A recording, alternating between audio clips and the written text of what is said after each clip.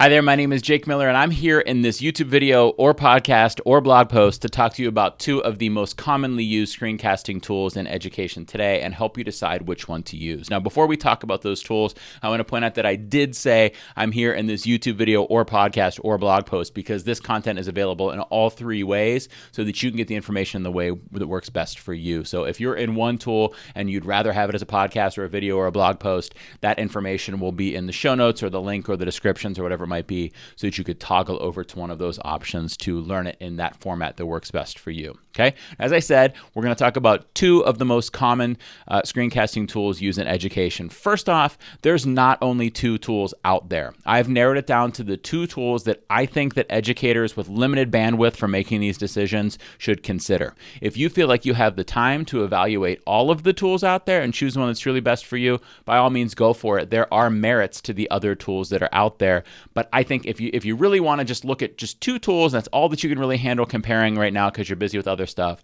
these are the two tools you should consider. With that said, I think tools like Screencastify have great features. I use a tool called Camtasia. It's just that it's not a free tool, so that's why I don't recommend that one here. I think the screen recorder in Flipgrid is pretty awesome. I know of teachers who use Nimbus and love Nimbus for this, and there are other options out there, even other than the ones that I've mentioned there, but these are the two that I think are the best to consider if you really want to just narrow it down quickly and pick the one that works best for you. So again, we're going to be talking about Screencastify, which has been around for quite a while, and I've been using for free for 5 or 6 years in education and recommending it to lots of educators. And then about a year or so ago, somebody said, I actually use Loom. Now, I had never considered Loom, and I told them, like, yeah, whatever, I'm sure Screencastify is just fine and better than Loom. But then I heard it from other educators, and I started to wonder, maybe I should check out Loom and see if it really is as good as Screencastify. And it turned out it was kind of like that situation where you have your favorite taco restaurant, and you tell everybody about how great your taco restaurant is, and they tell you, oh, dude, you got to check out the tacos at my favorite taco restaurant. And you're like, no way they're as good. But then you realize that it's possible for there to be two different good taco restaurants and them both to be completely valid. And you could eat at both of them and enjoy both of them. So you go to that taco restaurant, you try out a taco, and you're like, their barbacoa taco is pretty good, right? And they're like, maybe I should start considering this one too. And you realize that there are two good options to consider here. Now, spoiler alert, I'm not going to tell you which one you should use, and I'm not going to tell you which one's the best because there is no answer to that question. There is, however, probably one that's best for you or best for your students or best for the content you teach or best for your school. So I'm going to help you prioritize what things you care about and what things they each have so that you can make an informed decision for you. Some of you are going to come out of this using Screencastify. Some of you are going to come out of this using Loom. Some of you are going to come out of it having switched from what you used to use. Some of you are going to come out of it and stick to using something totally different or decide on something totally different based on what you hear here, and that's okay. I just want to provide you with the information to make those decisions. Last thing I want to say before we dive into this, if you are a teacher, there is a chance that your district has rules about which one you should use. They might relate to privacy or data privacy or safety or security. They might also relate to them just not wanting multiple tools to be used on their platform, and that's fair for the district to make those kinds of decisions. So you may want to check with them and see if they care between these two tools, and if they don't, then you're free to decide which one works best for you. So let's compare these two tools on a Venn diagram. So I'm going to put Screencastify on the left, and I'm going to put Loom over on the right, and we're going to look at what each of those tools offer and where they overlap to help you make that decision. Now, we're going to compare the educator free versions of both of these accounts. So Screencastify has a free and a pro version. The pro is fairly priced. If you start using Screencastify a lot, it's worth considering it, but we're going to consider just the free one here. Loom has a free and a pro as well, but they give educators and students free access to the pro version on education accounts. So if your account ends with like at school.org or .edu, you'll be able to verify that it's an education account and they will give you free access. If you're on a Gmail account or something like that, you're probably not going to have free access and you're only going to have the free version. Now, I'll try to point out where those differences are while we talk our way through this as well. Okay, getting right into it. One of the reasons that these are the two tools that you want to consider if you're only considering two is that they are both very easy to use. By watching a 30-minute video or attending a 30-minute training or something like that, you could probably learn how to use either of them and become proficient in them. And by the way, I have videos available for both of them, which I will link in here so that you can access them and watch them. Once you choose one, you could watch the one that fits for you, and I'll stick them at the end as well so that you could find them there too. But they're both very easy to use, okay? They both allow teachers to make an unlimited number of recordings, which, especially if we're in a remote learning situation, is incredibly important to be able to record as much as you want. Now, in the Loom free version, you don't have unlimited recordings, but in the Loom Pro version, which is free to educators, as I said earlier, you do have an unlimited amount of video recordings. I think in the free version, it's 25 videos, but again, educators have lifetime free access to the Pro version and therefore have unlimited videos to record. Okay. Next, let's talk about video limits. And this is the first reason that some people might choose one over the other. In Screencastify free, your videos are limited to 5 minutes in length. You can have as many videos as you want, but they can only be 5 minutes long. For some educators, that's a deal breaker. And if that's you, that's okay. That's your opinion. Other educators say, you know what? I shouldn't have a video that's more than 5 minutes. And if I do, I'll just split it up into 2 or 3 videos. And that's fine too. It's really up to you what your opinion is. Loom, however, has unlimited recording length, no limit to the length of a Loom video. That's in the free version too. It's just that in the free version, you can only have 25 of those unlimited length videos, whereas in the paid version, which is free for educators, you could have unlimited videos with unlimited length. So that's one definite point in Loom's favor there, and that's why a lot of educators choose Loom. Next, one reason that people choose Screencastify is that your Screencastify files automatically save to Google Drive, or if you choose to turn that off, you could save them to your hard drive and download them automatically. People love the fact that it saves in their Google Drive because that gives them easy access, and that also makes it really easy to share those videos and access them to put them in things like Google Slides and things like that. Another reason educators and schools, especially school administrators, love Screencastify is if your videos are stored in Google Drive, they are not stored in Screencastify. So Screencastify does not house any of your video recordings. So it doesn't matter as much for a teacher video, but for a student video, it's comforting to know that those students' videos are not stored on Screencastify's site. They're stored in the student's drive, which is in their Google Suite domain, which is something that your school has already agreed to the privacy features and things like that with. So that is a bonus for a lot of situations. Loom, however, the videos are stored on the Loom site. Now, that is nice though, because it is convenient to have them automatically go on the Loom site where people can easily access those recordings. Okay. It is, however, a downside because that does mean that there's that little privacy and security piece where student videos potentially or student data potentially are out there on Loom's site. I'm not saying you shouldn't use it for that reason. I'm just saying it's something to keep in mind. Okay, the next thing that's really nice about both features is they both operate as a Chrome extension. So if you're using Google Chrome, both Screencastify and Loom will work right inside of Chrome. Now, Screencastify only works in Google Chrome. So if you're using Firefox or Microsoft Edge or something like that, Screencastify is not an option for you. And you're probably not using them anyhow because you're using a tool where the recordings automatically go in your Google Drive. So you're probably not using it, but it's important to know it's only going to work in Google Chrome.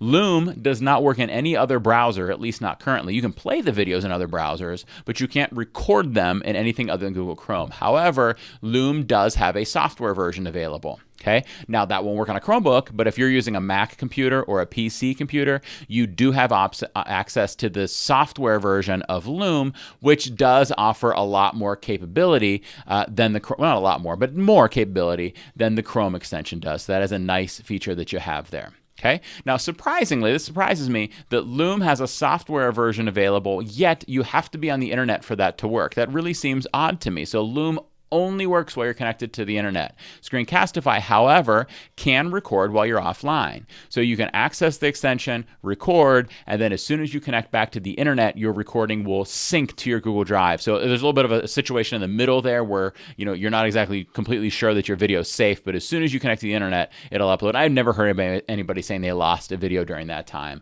but it is a possible issue. But that's nice to know that you could record Screencastify when you're in a situation without internet and then sync it up later. Loom, that's just not an option, even with the software version, which really surprised me. Okay. Some of the really nice things about Screencastify, it's really easy to insert your videos into Google Slides. That's because you could say add a video from Drive, click, there's your Screencastify recordings, put them right in there. So super easy to put them in Google Slides. Screencastify also has built-in easy one-click options to send your video to YouTube, to send your video to Edpuzzle, to send your video to Google Classroom, to send your video to Remind, to send your video to Gmail, to send your video to Wakelet, and they've said that they intend to add more in the future. Okay? Now, both tools easily allow you to share a link to your video. It's a one-click thing to get that link and have that link be ready to share with other viewers and have that link work for those other viewers. Both tools also very easily send your video via a Gmail email. You click a button, it's in the email, it's ready to be sent out. Easy with both of those tools. Loom, however, doesn't have those easy options for YouTube and Edpuzzle and Remind and Gmail and Wakelet, Google Classroom. However, you could easily get those there with a multi-step process, right? There's just not a button to jump right over there. So for YouTube, for example, you download the video from Loom, you go to YouTube, you upload the video to YouTube. For Edpuzzle, you download the video from Loom, you go to Edpuzzle, you upload the video to Edpuzzle. It works. It's not super inconvenient, but Screencastify, it's a little more convenient. If you're judging the two tools based on that factor, though, I think that either tool is fine for you. That's really splitting hairs to say those two things about the tools. Okay, so now let's look at export and download options. So Screencastify added not too long ago the ability to export your videos as GIFs. So silent, looping image files that play like a video and then loop at the end. And they could be any length you want, I believe. You want to keep them relatively short if they're a GIF, but it is possible in Screencastify to record a screen recording and then download it as a GIF that you can then put somewhere like in Google Slides to have it autoplay. That's not an option in Loom. You can in Loom make the video and then use a different tool to turn it into a GIF, but it's not a built-in thing in Loom.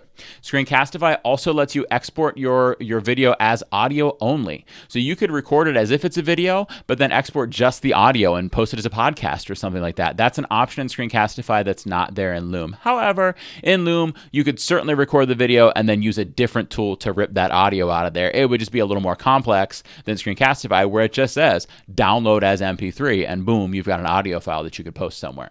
Both of them export videos as MP4 video files, which is one of the most common video files out there. Screencastify used to only do .webm videos or web movie videos, which was problematic because it didn't work in all platforms, but they now do MP4s, as does Loom. So that's a really easy to access video format that you could use in other locations. Okay. Now, while Loom doesn't offer all of those exporting options, what it does give you is the ability to automatically have your videos embedded on a web page for viewing. Now in Google Drive, you could share it out and the viewers will view it as if it's in a drive, and it's just not a pretty screen, but it works, right? In Loom, you have this really nice web page view with the Loom video automatically embedded there, the link automatically ready to go, and in it you can add in viewer commenting or turn it off if you don't want it. You can add in viewers leaving emoji reactions like they do on some live video platforms, and you can turn that off if you don't want it. You can also make those videos password protected. Now, in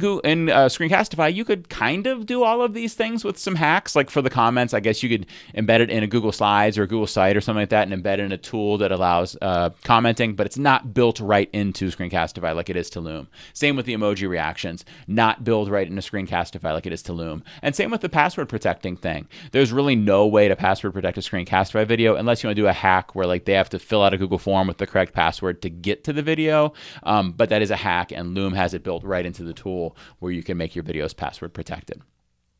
Okay. In Loom, you can also see which viewers have watched your video. No way directly to do that in Screencastify. You could use a tool like Edpuzzle to confirm that it's been viewed, but no way in Screencastify itself to do that. Now with Loom, this only works if your viewers have Loom accounts, which is pretty rare, I think, in schools that all of the students have Loom accounts too. And that would be something you would definitely want your school technology administration to decide if it's appropriate for your students to have Loom video accounts anyhow. But if the kids do have Loom video accounts, you will be able to see, as long as they were logged into their account when they viewed, you would be able to see which kids have and have not viewed your video. Okay, so that is a nice feature that it adds in there, especially if your kids have Loom accounts. If they don't have Loom accounts, it's a worthless feature to you. Okay, now some features of what's actually available in the different recordings. Screencastify has a cursor spotlight built right into the tool. That means if you turn this on, it blacks out most of the screen and makes white the area around your cursor, so that if you really need to show someone something you're pointing to or a certain area of the screen, it's automatically highlighted right there so people cannot miss it. That's something that's not available in Loom. Both tools have available a pen tool. That means you could actually write on your screen. Now, it's available in the free version of Screencastify.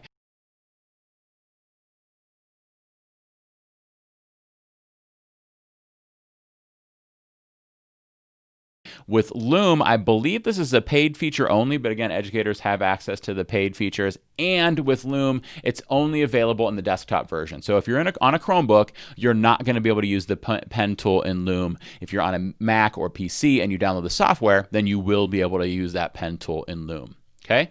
Next, Screencastify has click highlighting. That means when you click on something, you see rings appear around it so the viewer knows you just clicked there. That's not in the Loom Chrome version. That is in the Loom software version. So if you're using Loom on a Mac or a PC, you could turn on that click highlighting to highlight the areas you've clicked on. Nice tool for people with vision loss or visual difficulties. Also nice just to draw a viewer's attention to a certain area of the screen. Okay, both tools also give you the option of recording tab audio. What that means is if you're in tab recording mode, not recording your whole screen, but just recording one tab, you could have the audio from that tab, like a YouTube video that's playing or something, go into your actual video recording, not out of the speaker and into the microphone, but actually be recorded through the computer at a crystal clear, almost perfect sound level. So that's possible in both tools. So be careful if you're doing those things to make sure you're obeying copyright laws when you do that kind of stuff. Okay. Next, both tools allow you to trim the beginnings and the ends of the video. So if at the beginning you're kind of getting yourself set and you don't really have what you're going to say in your head already, or at the end if it takes you a minute to find the stop button, you could trim those parts off in both Screencastify and Loom. Loom, however, adds in the ability to cut parts anywhere in the video. So if there was a spot in the middle of the video where your kid ran into the room to tell you they needed their cup filled up or something, which happens to me regularly, you can cut that part out in Loom. You cannot do that in Screencastify in the free version. In the paid version, however, you can cut out parts from within the video. But in Loom, you could do it in the free version, in the pro version that's free to teachers at least. Okay. Loom in the pro version that's free to teachers adds in a call to action button. What this means is you can add a link into your video that stays in your video from the beginning to the end that users can click on. It could be a link to anything that you want. You can only have one of these links. It's only available in the pro version that's free to teachers, and you could do some formatting of what it looks like. But with a Screencastify video, you could always put a link like I don't know, in the description or something like that, wherever you're posting it to or something like that. But it is a nice feature that's built into Loom there. Next, Loom also has an iOS app. Now, having an iOS app on for Loom seems kind of silly to some people because they're like, I can already record from my iPhone and I can already screen record on my iPhone. Why would I want it to be in Loom? Well, the nice thing here is that if you have that Loom account and you record from the Loom iOS app, then it's going to automatically put that on a Loom page so that you can send that link out. So it saves you that step of getting that video somewhere where your viewer can view it. Loom takes that step out and makes it already readily available to them and shareable to them. Another feature that I love on Loom is that you could toggle between cameras mid-recording. So if I have a webcam over here and I have a webcam over here and I want to switch between the two of them, I can mid-recording. Where I think that's super powerful for teachers is if I have a webcam recording and I have a document camera attached, I could toggle between the two of them in the recording. Not an option in Screencastify. Even if you have them hooked up, you cannot toggle between them in Screencastify. It's a really nice feature in Loom. Okay, so up next, Screencastify has recently added in a tool that's still in beta, but it looks really awesome, and that is called Screencastify Submit. Screencastify Submit works a little bit like Flipgrid, if you're familiar with Flipgrid, but it allows the teacher to send a link out to their students, maybe by posting in Google Classroom, and have the students respond with recordings of their own back to the teacher. The nice thing here, a couple nice things, those recordings automatically go into your Google Drive, so they're all organized in one place, and it doesn't matter what device the kids are on recording from. It doesn't matter if the kids have a Screencastify account. It doesn't matter if the kids have the Screencastify extension. It will automatically work. Even on their phone, you could send them this link and they'd be able to record from there. So really cool for that feature. Where it falls short of something like a tool like Flipgrid is that there's no commenting and communication piece there. But maybe that's not what you want this for anyhow. Maybe you're just trying to collect a set of videos that you're going to use for some kind of project or something like that. And Screencastify Submit would be really nice for that. Now, as I'm recording this video, that Screencastify Submit is still in beta. It looks great. I've explored it a bit. It looks like a really good tool. However, we don't know what aspects of it will be free and what aspects will not. We do know that it will have a free version, and it sounds like it will have a paid version.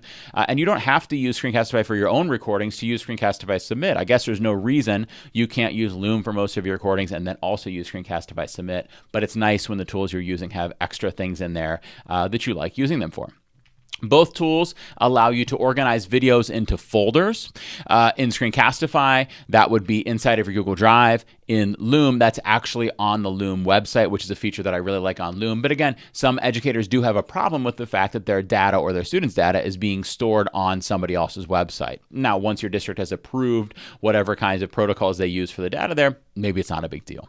Okay, now I want to talk about one thing that I dislike about both of these apps. This is the one thing that really bothers me about both of these tools. Neither of them have an option for auto captioning your video or editing the captions of your video. So you can't use Screencastify or Loom, have it pick up your voice and turn into closed captions at the bottom of the screen. And you can't add your own captions to it either. It's just not an option in either tool. Now you can do something like having Google Slides running with your captions turned on and have it screen recording the captions as the video goes. That's a nice hack, but you can't then edit those captions. So if it mishears you and puts weird words on your screen that you didn't really say, there's nothing you can do about it. You could also upload your video to YouTube. YouTube will automatically caption it, and then you can actually edit your YouTube captions. And there are other tools you can do stuff like that, but it stinks that Screencastify and Loom don't have that. That really bothers me, and I hope they will follow up on that in the future, because we really do need to help everybody be able to access our information effectively. Now, Screencast-O-Matic, which I mentioned earlier, is lacking behind these tools in a lot of features. However, they do have captioning built in. So that is a strong reason to look into using Screencast-O-Matic. The reason I take Screencast-O-Matic out of here is because their free version has pretty limited features and allows 15-minute long videos. So if the recording length is your issue, Loom offers unlimited. If the features are your issue, Screencastify has more. So that's why I take Screencast-O-Matic out. However, the fact that they have captioning built into it is really nice. And Screencast-O-Matic's paid version has a fantastic editor that blows these two out of the water. So if you really want to be able to edit your videos, Screencast-O-Matic is a tool you might want to consider there. In the free version of Screencast-O-Matic, you can upload your own captions. So make your captions using a different tool and then upload them to your video and put them in. If you have a paid version of Screencast-O-Matic, it will actually auto caption the video for you and let you edit those captions. It really stinks that Screencastify and Loom don't have that. They just don't, unfortunately. Okay. Next, I mentioned a couple times about student privacy and student data between the two apps. It's something we really need to be cognizant of in our schools as we work with kids, especially those under the age of 13, but those over the age of 13 as well, and teacher data and things like that too. We do need to keep everybody involved in the education setting safe and their data information and privacy safe as well.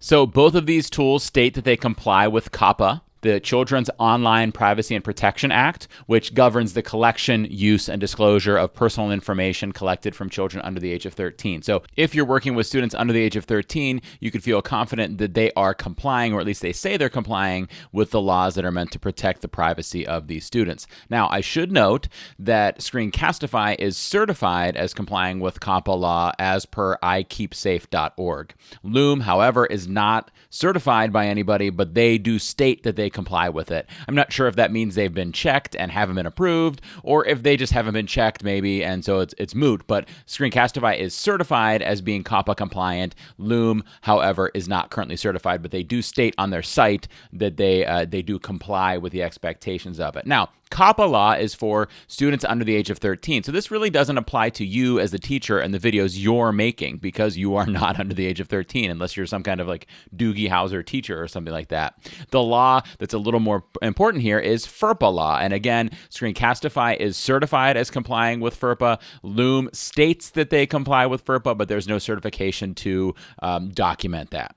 And FERPA law is the Family Educational Rights and Privacy Act, which protects the privacy of student education records. So if you're potentially saying student names or showing student projects in your video, you know that both of these tools do comply with FERPA. That doesn't mean they're perfect in terms of privacy and everything and keep everything completely secure. It just means that they meet the requirements of those apps. Okay. Now, Loom also complies with the GDPR. That's called the General Data Protection Regulation. That's something in the European Union. That's data protection and privacy in the European Union and in the European Economic Area. Now, on Loom's site, they say that they are GDPR compliant. On Screencastify's site, it doesn't say that they are GDPR compliant. However, on Common Sense Media's site, they did a privacy evaluation of Screencastify and said that they felt that it was 96% likely to meet this compliance. So it's possible that Screencastify actually does meet GDPR compliance, but don't have a certification that says so. Who knows? I don't know. One thing Screencastify does have certification that says so is that they are SOPIPA compliant. And SOPIPA compliant is the Student Online Personal Information Protection Act, which is a super comprehensive student data privacy legislation from California. It is industry targeted, so the fact that they comply with it is really great for Screencastify. There's no certification saying that Loom, at least not that I've seen, that Loom is certified of complying with it. It doesn't mean the Loom doesn't. It means there's no certified proof that they do. Okay, so that does it. That is my comparison between Screencastify and Loom. Again, as I told you, I really can't tell you the right answer here, but there is probably a right answer for you. Hopefully, I've highlighted some of the things that make this decision a little bit easier for you. If you'd like to hear me add in some other tools to this, like maybe you want Screencastify and Loom compared with Screencast-O-Matic, or with Camtasia, or with Nimbus, or with Flipgrid screen recorder, if you'd like to see any of those things, please reach out to me either in the comments in the YouTube video or via email or via social media at Jake Miller Tech or anything like that, and let me know. And wherever you're viewing this from, whether it's my blog page or my YouTube channel or my podcast, I recommend that you subscribe so that when I do future tool evaluations like this, you will be aware of them. Okay. Again, if you're an educator, thank you so much for all you do. I really appreciate how hard you're working for your students, and that your students are at home watching silly videos on YouTube right now, probably, and you are sitting here watching a video from me about 2 different screen recording tools. We're all nerds, but I appreciate what you're doing for your students.